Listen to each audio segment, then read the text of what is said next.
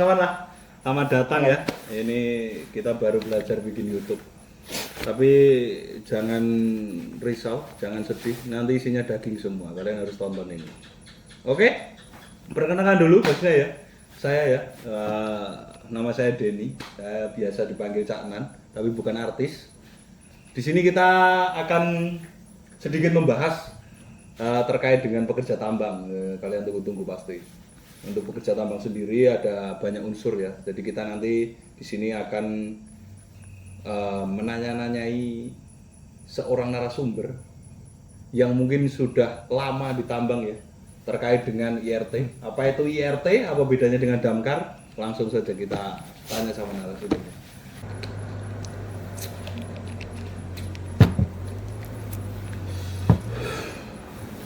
Oke, sebelumnya mungkin teman-teman di rumah udah nunggu-nunggu ya.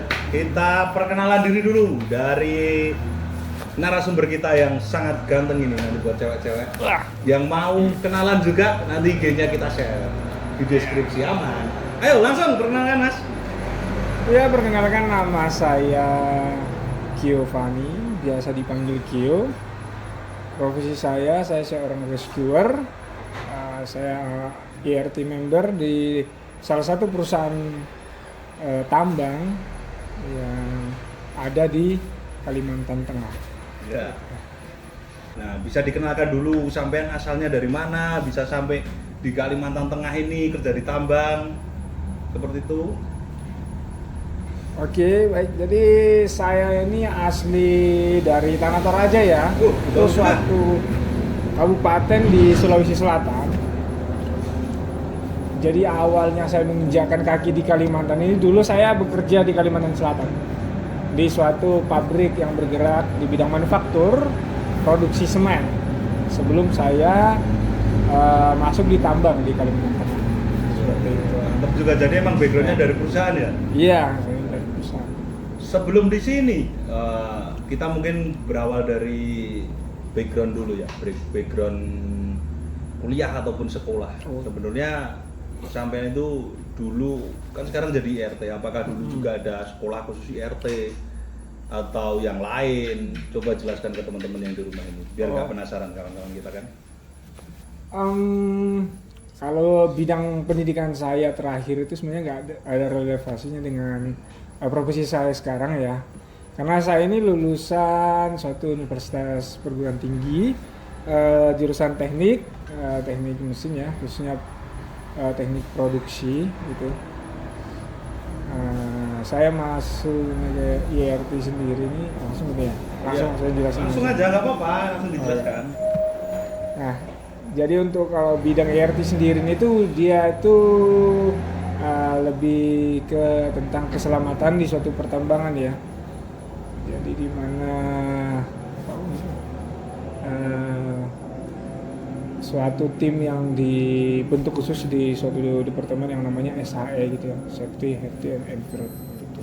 Oke, jadi sebelumnya sampai memang nggak ada background terkait dengan IRT sendiri ya, sekolah pun kuliahnya di teknik. Iya. Wah, unik ini Mas, orang teknik bisa kerja di tambang jadi IRT kan.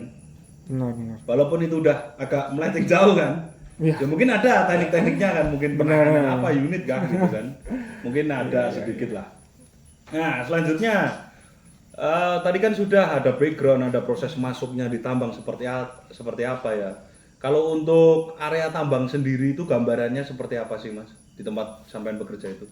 Oh iya, jadi di tempat saya bekerja itu ini gambaran tambang secara umum ya. Iya, jadi di tambang itu ada dari proses penambangan, terus proses hauling atau pengantaran produk yang udah ditambang, kemudian ada storage, penampungan yang ada di port, kemudian itu ada proses loading ke suatu alat angkutnya yang berupa tongkang ya, kapal tongkang gitu ya, itu untuk kemudian di ekspor ataupun diimpor keluar gitu. Ya itu gambaran umum ya. Iya, gambaran umum. Ini sedikit menambahin ya kawan-kawan semua di rumah ya. Jadi pekerjaan tambang yang seperti yang dijelaskan tadi sama Mas Gio itu merupakan sedikit proses penambangan batu bara, berarti batu bara ya Mas? Batu bara. Nah, batu bara. Nanti kita akan bahas lebih lanjut terkait dengan IRT-nya. Tadi gambaran sudah dijelaskan sama Mas Geo. Selanjutnya terkait kok bisa masuk ke sini itu. Daftarnya dari mana dulu itu Mas? Biar teman-teman yang di rumah kali aja mau ikut jejaknya Mas Geo, nah bisa ikut tim-timnya Mas Geo nanti. Ayo dijelaskan. Jadi sebenarnya cita-cita awal dulu saya itu pengen kerja di perusahaan tambang ya. Nah, Jadi emang dari kecil? dari kecil Perusahaan tambang? udah pengen masuk tambang. Nah, dulu saya itu bekerja itu di Kalimantan Selatan itu di suatu perusahaan pabrik ya.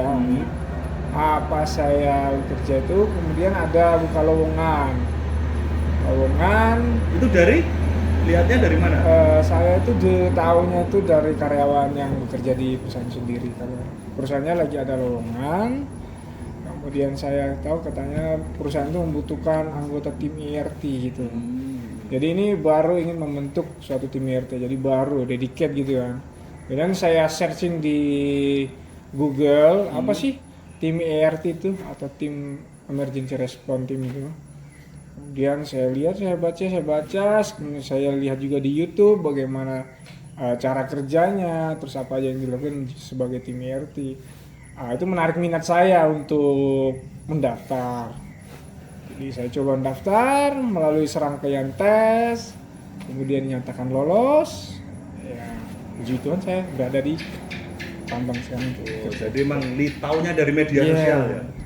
Nah, jadi kawan-kawan, kita bisa ngambil kesimpulan ya bahwa ilmu atau sebuah pekerjaan itu bisa dipelajari di mana aja. Jadi kalian yang mau masuk tambang jangan sungkan-sungkan untuk mendaftar karena kita nggak tahu rezeki kita di mana kan. Iya. Mas kita santai sambil ngerokok bisa ya? Bisa, aman aja kita. Nah, nggak masuk.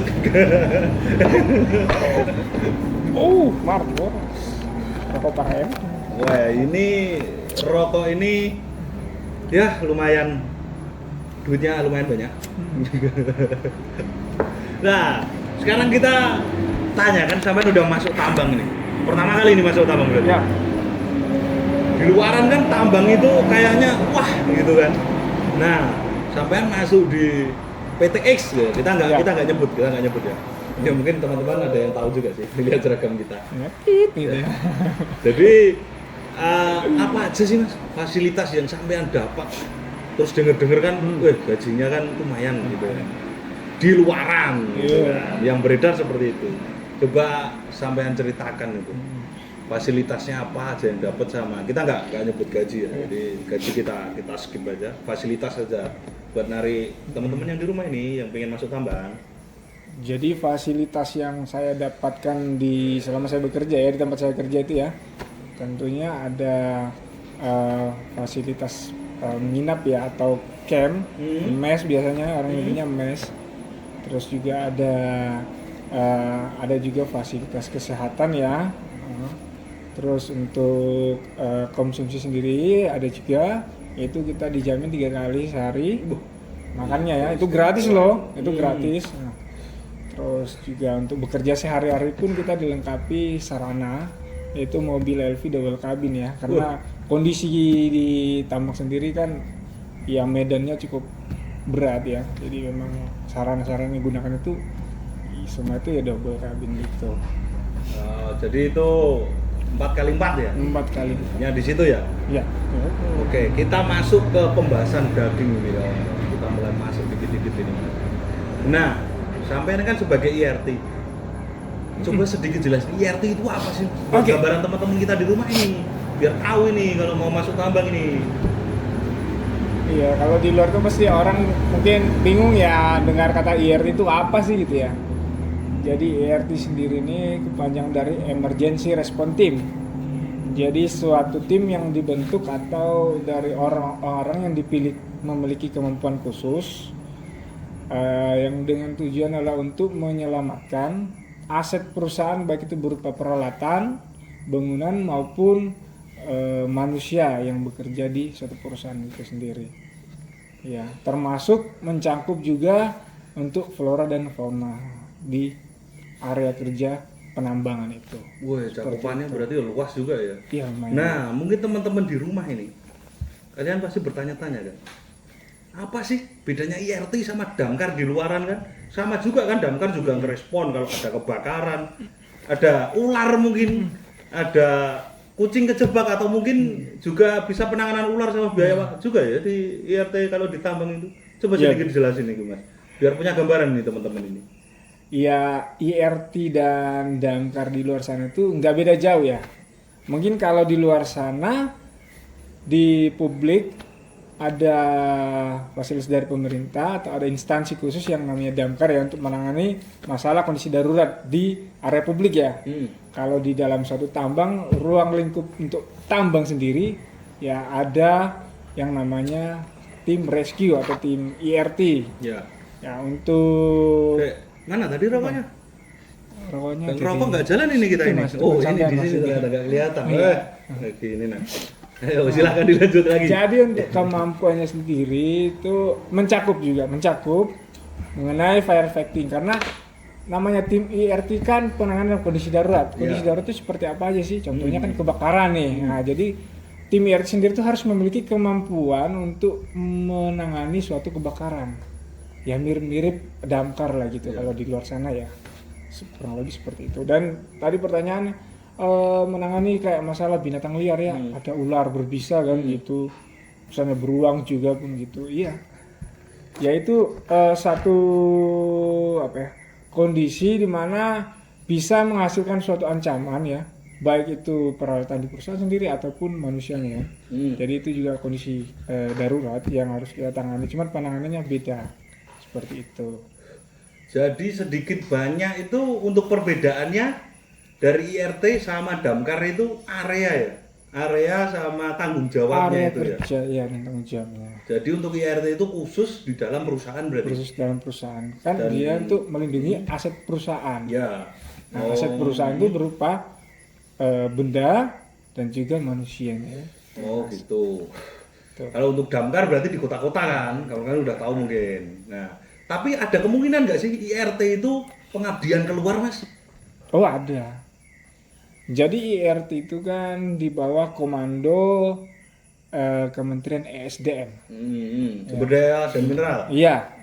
Jadi ketika terjadi kondisi darurat di luar, di mana membutuhkan tim atau penyelamat yang dalam skala besar atau banyak itu, jadi tiap-tiap perusahaan tambang itu biasa itu mengirimkan beberapa tim IRT untuk membantu dalam penanganan kondisi darurat yang berada di luar tambang sendiri. Jadi IRT itu nggak hanya bekerja di dalam tambang aja, tapi bisa di luar tambang untuk membantu kayak tim damkar, BPDB, terus ya dari kepolisian, TNI gitu, itu kerjasama. Oke, wah itu kawan-kawan.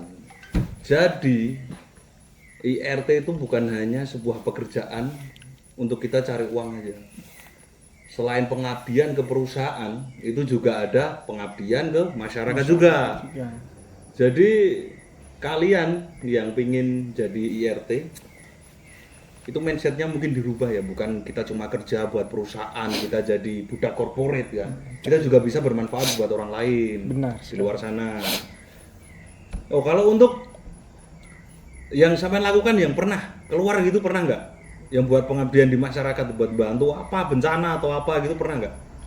Pernah beberapa kali. Jadi pengabdian ke masyarakat ini bukan hanya kita penanganan pas ada kondisi darurat ya, Ya. tapi juga kita berbagi ilmu mengedukasi masyarakat di sekitar area tambang. Contohnya ada itu suatu program perusahaan yang namanya perusahaan ini mengajar. Jadi Ya. kita ke sekolah-sekolah mengajar mengenai cara penanganan ketika terjadi kondisi darurat. Apa aja yang harus dilakukan dan bagaimana cara pencegahannya seperti itu. Oh, jadi ada program kalau di perusahaan ini kayak CSR gitu yang Iya, bermanfaat buat betul. desa-desa atau Buat masyarakat di desa-desa. sekitar tambang juga ya? Betul sekali. Oke, kalau gitu. Jadi mungkin teman-teman udah dapat gambaran ya yang dijelaskan dari Mas Gio tadi, dari narasumber kita itu. Selanjutnya mungkin kita membahas yang agak detail sedikit lah, agak detail. Jadi tadi udah dijelasin juga untuk IRT itu di bawah dari Departemen SHE. SHE, Nah, ya. SHE kalau kawan-kawan nggak tahu SHE mungkin yang bekerja di luar tambang ya anggap aja safety itu lah. Orang-orang yang menurut beberapa orang oknum itu jadi musuh semua orang. Nah, jadi kita polisi tambang lah ya, polisi tambang. Kita harus mengubah mindset bahwa sebenarnya safety itu bukannya memperlambat pekerjaan, tapi step kita agar kita bekerja aman dan kita dapat selamat dalam pekerjaan itu. Jadi dalam bekerja itu jangan cuma intinya langsung kita tujuan pekerjaan kita, tapi kita harus benar dalam stepnya agar kita tetap selamat dan sehat seperti itu. Selanjutnya untuk aktivitasnya Mas, aktivitas di lingkungan tambang ya. Kita kan tadi sampai sudah jelasin terkait dengan background sama gambaran umum tambang. Nah untuk area Mas Geo sendiri nih, yang di area tambang itu cakupannya itu sepanjang atau seluas apa sih Mas? Dan berapa tim yang di situ ditempatkan itu? Jadi kalau untuk di perusahaan saya sendiri ya, untuk area cakupan kita kurang lebih itu ada sekitar 30 km persegi ya. 30 km Persegi itu ya. Itu mencakup area eksplorasi, area tambang, hauling, dan juga area tempat maintenance peralatan alat-alat berat, termasuk juga untuk area sekitar perkantoran dan juga area penginapan atau tempat tinggal. Oh, jadi karyawan mes, sendiri. ibaratnya mes juga jadi cakupan. Iya, benar sekali. Oh, jadi kalau teman-teman di rumah ya, untuk area eksplorasi itu, tadi kan belum sempat kita bahas. Eksplorasi itu terkait dengan pengeboran, persiapan untuk eksploitasi tambangnya. Jadi di situ ada pekerjaan drilling, pengeboran untuk mencari ada nggak sih sumber batu bara di sini buat penentuan tim-tim perusahaan tambang itu untuk melakukan penambangan atau eksploitasi di area tersebut. Nah, untuk aktivitasnya Mas, aktivitasnya jadi mungkin kita bertanya-tanya ya. Jadi IRT itu atau Emergency Response Team itu bekerjanya kalau pas ada keadaan darurat saja. Nah, mindset orang-orang kan biasanya seperti itu, tapi coba kita jelaskan ke narasumber kita ya, kita minta bantu penjelasannya, apakah pekerjaannya cuma itu aja atau seperti apa, ada yang lain gitu. Ini saya mulai dari kesehariannya dulu ya. Mungkin kalau dari keseharian tim IRT sendiri itu lebih banyak melakukan aktivitas latihan fisik dan juga individual skill ya. Itu untuk bagaimana melatih kemampuan individu dari suatu tim emergency ketika menemui suatu keadaan darurat, dia harus bisa cepat mengambil keputusan dan mampu melakukan penanganan. Oh, untuk kesehariannya, untuk itu untuk persiapan awalnya berarti. Iya. Kalau untuk job desk dari tim IRT sendiri ini ada beberapa ya. Contohnya melakukan inspeksi rutin terhadap segala alat pengendalian atau pencegahan suatu kondisi darurat di suatu perusahaan. Misalnya dalam suatu gedung itu terdapat alat pengendali keadaan darurat, itu seperti alat pengendali ketika terjadi kebakaran ya. Ini ya kayak seperti apa kan, hidran ya seperti itu, pengecekan fire alarm. Kemudian ya inspeksi areanya, di mana ada nggak sih kondisi-kondisi tertentu yang bisa menyebabkan terjadinya keadaan darurat ini. Contohnya apa, instalasi kabel yang semrawut kan, penataannya itu juga termasuk sih. Oh, jadi kita agak kebuka ini mindsetnya ini.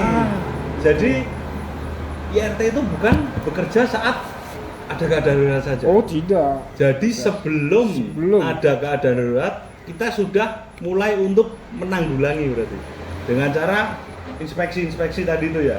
Jadi teman-teman ya, yang belum tahu apa itu inspeksi, jadi inspeksi itu pengecekan alat yang dilakukan sebelum alat itu akan digunakan. Jadi ada inspeksi rutin tadi ya? Iya. Nah, jadi ada inspeksi rutin dari ibaratnya tuh lebih baik mencegah daripada mengobati. Wah, kan. Ini masuk quote ini. Iya. Jadi sebelum terjadinya suatu keadaan darurat, itu kita harus lebih dulu bagaimana mencegah ataupun mengantisipasi keadaan darurat itu terjadi atau kondisi emergency itu terjadi seperti itu. Oh, oke. Kondisi darurat ya. Jadi untuk sebelum adanya keadaan darurat itu harus dipersiapkan, Harus intinya kan gitu kan. dipersiapkan. Nah, kalau untuk fasilitas tanggap darurat itu sendiri itu kalau di perusahaan sampean ya itu ada berapa sih Mas? Ada apa aja sih gitu loh? Nah. Biar punya gambaran ini teman-teman ini. Jadi fasilitas penanganan kondisi darurat itu itu terbagi beberapa ya. Misalnya kalau fasilitas dalam hal kesehatan, Ya, kan kesehatan. ada klinik, ada paramedik dokter, ada ambulan. Ya, itu untuk yang terkait dengan Terkait dengan kesehatannya. kesehatan. Ya.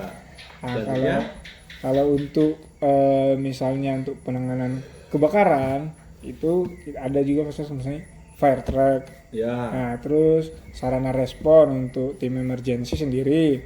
Kemudian ada equipment penanganan, contohnya seperti hidran, APAR, ya itu semua fire alarm, itu yang di suatu gedung ya, kalau Yeah. suatu gedung dalam tambang itu seperti itu. Itu masih banyak lagi sebenarnya, tapi saya yang umumnya ya yang bisa saya jelaskan. nah kita masuk ke kebakaran ini yang paling umum lah. Kawan-kawan juga di rumah mungkin mengalami juga kalau untuk kebakaran. Berarti ada APAR tadi sampean udah jelasin, terus fire alarm, ada hidran, Ada hidran, dan alat-alat lain lah seperti fire truck, Ya. seperti alat mungkin yang kita nggak bisa jelasin detail mungkin nanti. Jika video ini rame, kita akan bahas sampai habis, sampai yang di rumah punya gambaran mendetail terkait apa itu IAT dan tugasnya seperti apa dan gambaran umum di area tambang. Jadi yang nonton jangan lupa like and subscribe. oh ya, itu jelas. Kalau nggak like sama subscribe, wah tutup kita channel kita. Jadi kita bahas pertama terkait dengan APAR. Nah, itu kan harus diinspeksi ya. Itu harus rutin. Saya itu pernah dengar berita seperti ini. Jadi ada kebakaran, tapi ini di luar tambang ya. Ya. Di sebuah kantor ada orang yang mungkin itu kurang pengetahuan. Ya. Jadi ada kebakaran, ada APAR itu nggak disemprot tapi dilempar ke api. Nah, Nah jadi itu kan nggak berfungsi kan? benar. Nggak ada fungsinya. Nggak ada sama fungsinya kan? sekali. Nah kalau di tambang itu untuk seperti alat APAR itu teman-teman yang di tambang itu dikasih edukasi nggak sih Mas? Cara Perlu. penggunaannya Sangat perlu. seperti itu coba. Ya. Jadi contohnya di perusahaan saya bekerja ya. Jadi setiap karyawan baru ataupun yang habis cuti onsite itu kita ada namanya induksi. Nah, induksi itu jadi kita induksi itu dari petugas safety ya, memberikan pemaparan tentang kondisi terkini, terupdate yang terjadi dalam beberapa hari dekade gitu. Nah, di situ juga ada tim ERT yang akan memberikan juga sosialisasi, pengenalan apa sih APAR ini, seperti apa cara mengecek dan menggunakannya ketika terjadi kondisi emergency. Gitu. Jadi pentingnya edukasi dan juga menambah pengetahuan karyawan di suatu perusahaan ini supaya tidak terjadi miss gitu ya, kesalahpahaman mengenai alat tanggap darurat sendiri. Seperti yang sampean bilang tadi kan, APAR dilempar dalam api itu itu suatu apa ya namanya ya, mungkin gagal paham lah ya, mengenai penggunaan alat itu sendiri seperti itu. Jadi makanya pentingnya adanya edukasi ke karyawan. Itu menjadi tanggung jawab dari tim ERT juga itu. Ya, jadi kan ERT tadi melakukan penanggulangan keadaan darurat, itu jelas actionnya. Action Terus melakukan inspeksi peralatan dan fasilitas tanggap darurat. Nah, selain itu berarti mempunyai program edukasi juga ke karyawan ini. Ada. Dan itu paling penting itu pasti juga. Itu ya poin yang penting yang harus dilakukan karena itu masuk dalam mitigasi atau pencegahan sebelum terjadinya insiden yang lebih besar gitu. Oh, jadi mengurangi efek dari keadaan darurat itu. Benar, Bisa gitu. akan mencegah Hmm. terjadinya keadaan yang lebih kritis lah, besar gitu. Ya. Oh, jadi kawan-kawan, keadaan darurat itu penanggulangannya bukan sepenuhnya tanggung jawab dari tim IRT ya. Jadi semua pihak yang ada di situ atau pekerja, nah itu ikut andil dalam penanggulangan keadaan darurat seperti itu sendiri. Itu salah satunya kalau kebakaran tadi ya. Nah, selanjutnya kalau untuk tadi kan ada alarm tadi ya, alarm keadaan darurat Ya, atau fire alarm. fire alarm. Jadi Ya. itu sistemnya kalau di perusahaan sampean itu seperti apa itu? Atau kita mencet bel atau udah otomatis kalau ada keadaan seperti itu? Coba dijelaskin dikit-dikit. Jadi fire alarm itu sendiri itu ada dua fungsi ya, bisa secara manual maupun otomatis. Jadi di umumnya pada gedung-gedung bertingkat itu ada sistem pencegahan kebakaran yang namanya sprinkle. Yang Berada- keluar Iya. ngojas itu, Ya, ya, semacam yang keluar kayak air. katup menyemprotkan air ke segala arah ya.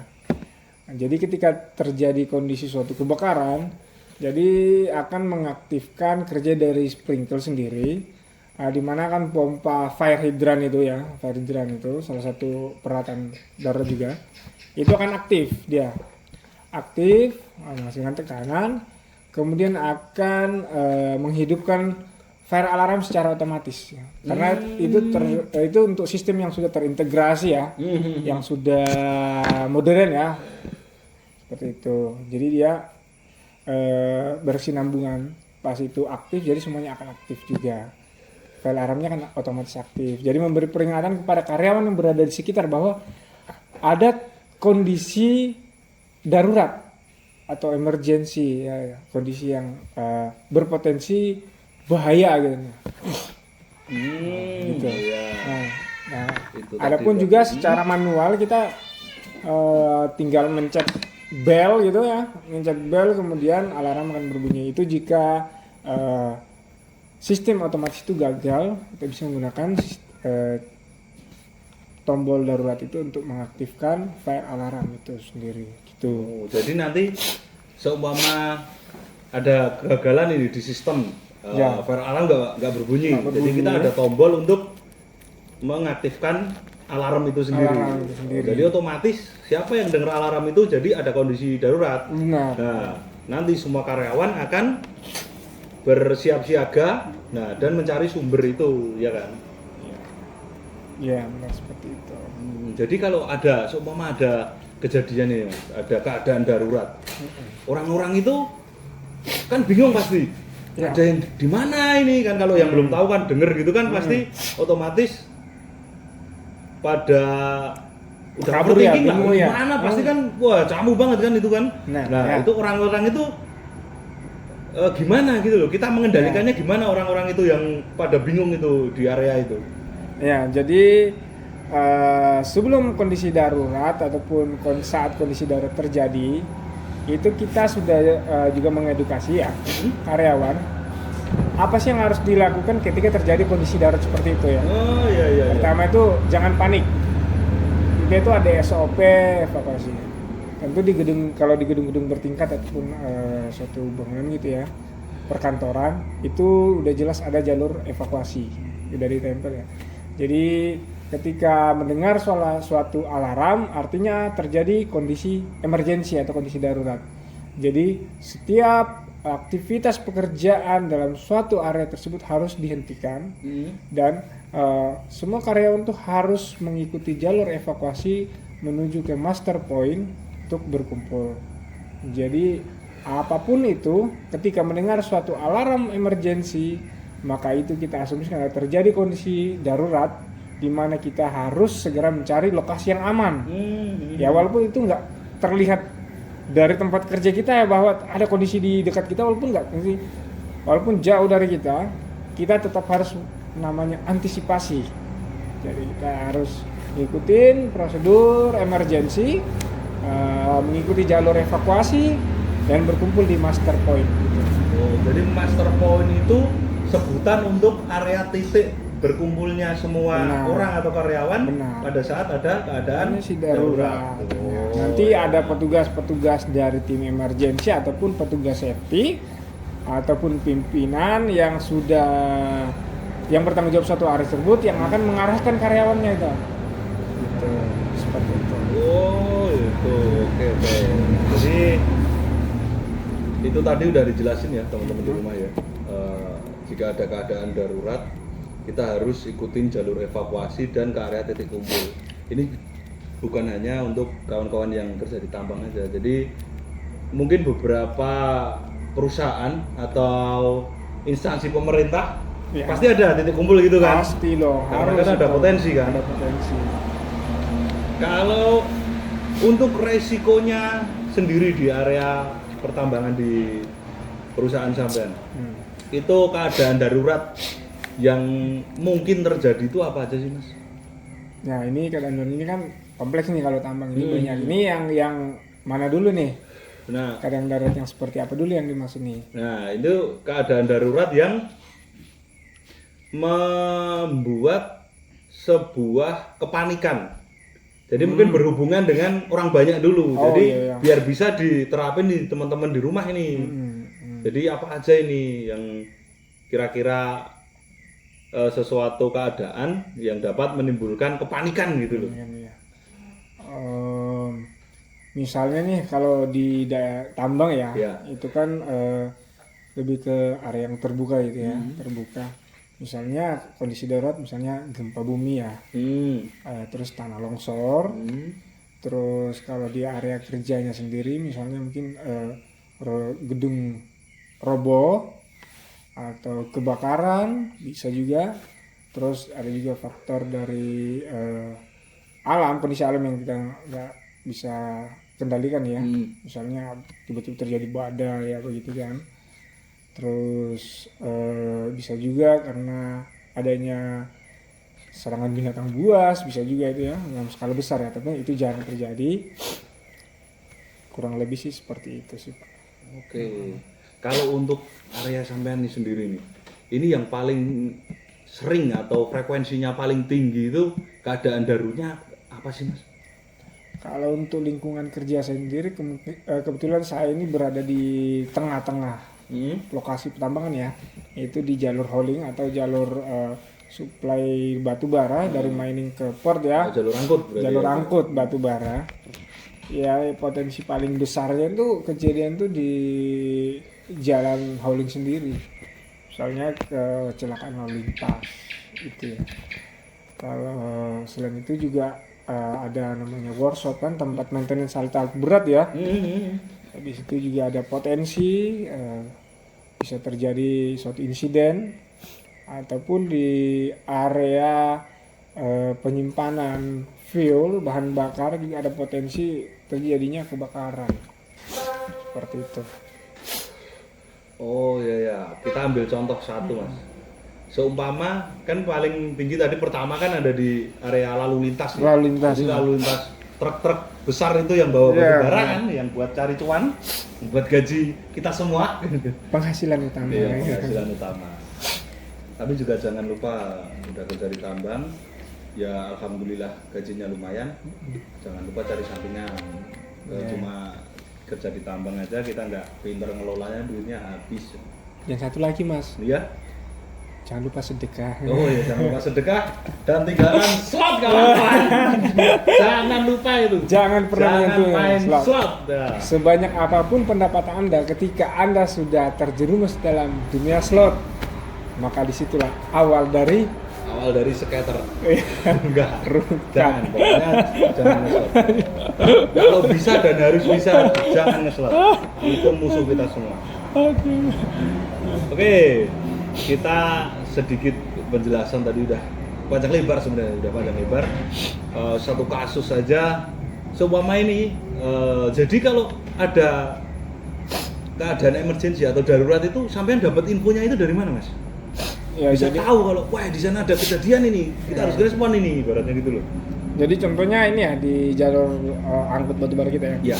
Jadi bisa informasinya itu dari sumber unit yang terlibat. Jadi maksudnya itu operator Ya. atau siapapun yang mengoperasikan unit itu, Ya. ketika terjadi kondisi darurat, emergency, dia akan langsung melaporkan. Ataupun dari pengawas yang bertanggung jawab di area lingkup tersebut, ya, melaporkan.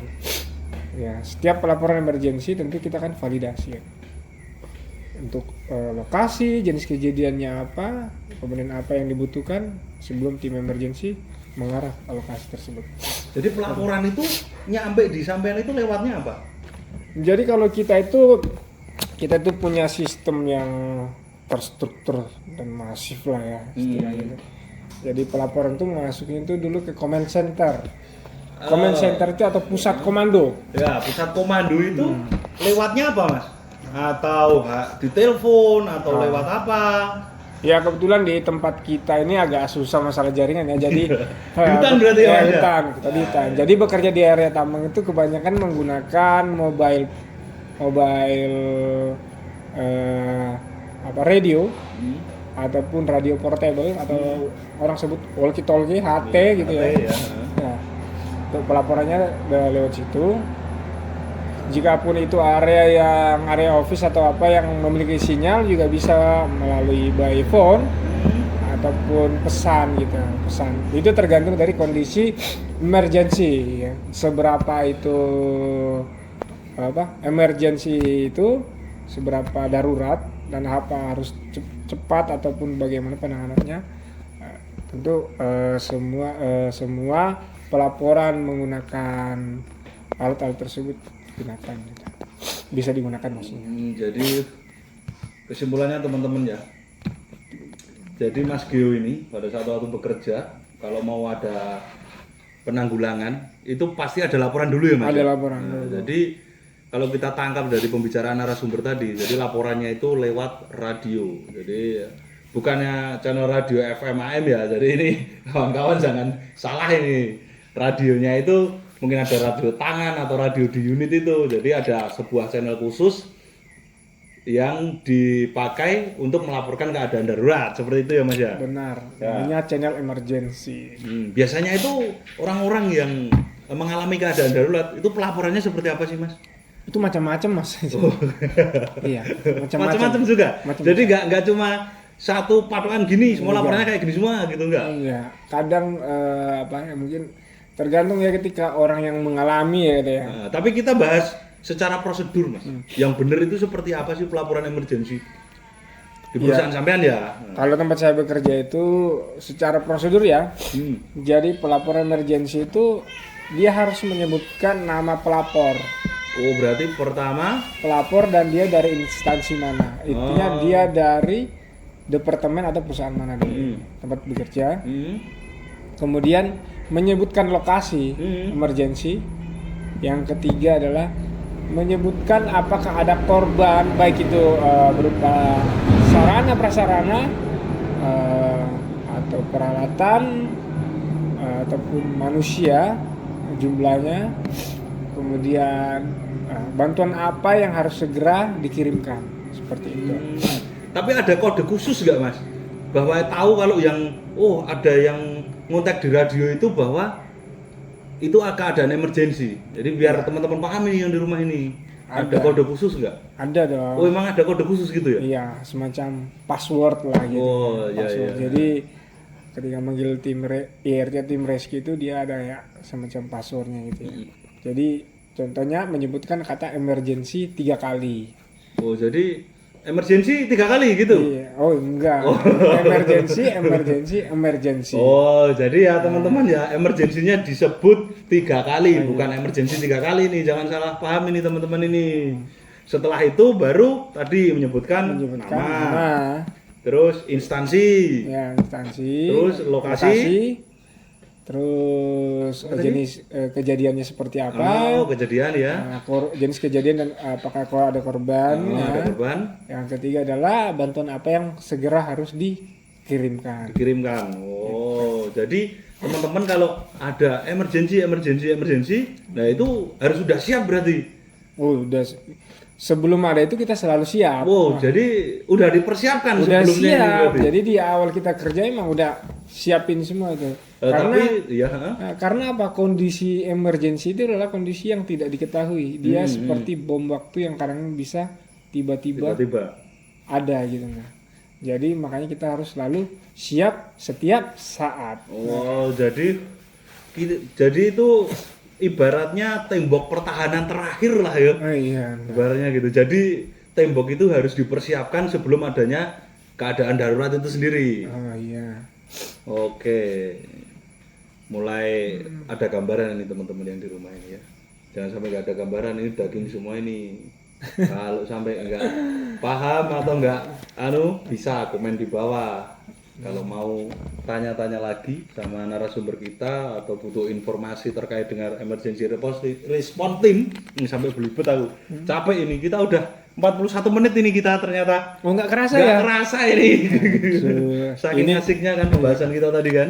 Saking asiknya, saya juga ini minum Pocari ini jadi segar gitu. Nggak kerasa aja udah 41 menit itu ya. Seger lagi. Ya, Supportnya bersulang memang kita. nggak- Ini sehat. supportnya memang Jangan luar lupa biasa. tinggalkan alkohol buat generasi muda yang lebih baik. Ya. Safety first, alcohol no. Nah, itu safety yang utama. Alkohol jangan sampai lah, jangan sampai. Kita udah bahas banyak tadi ya, Mas Gil Benar ya. sekali. Nah, kita coba perdalam lagi terkait. Nah, ini mungkin agak nggak kita bahas nggak terlalu daging dulu ya. Untuk selanjutnya, sampean kedepannya itu pengennya seperti apa Mas di tambang itu atau selamanya di tambang?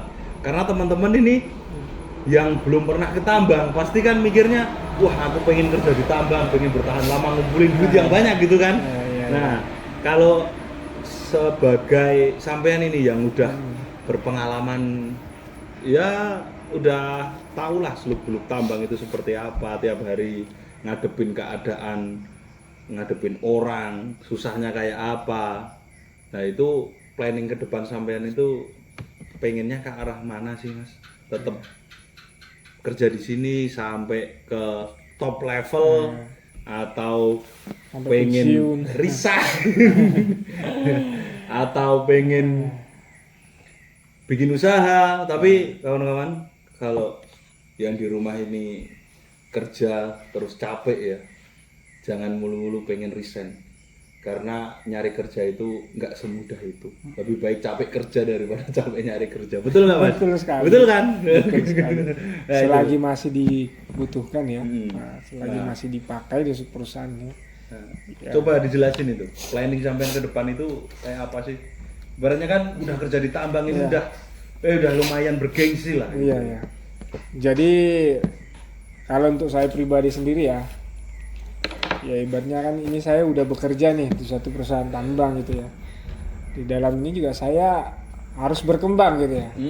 Dari segi pengetahuan, wawasan dan juga kemampuan. Jadi harus selalu mengupgrade skill ya. Ya. Ya.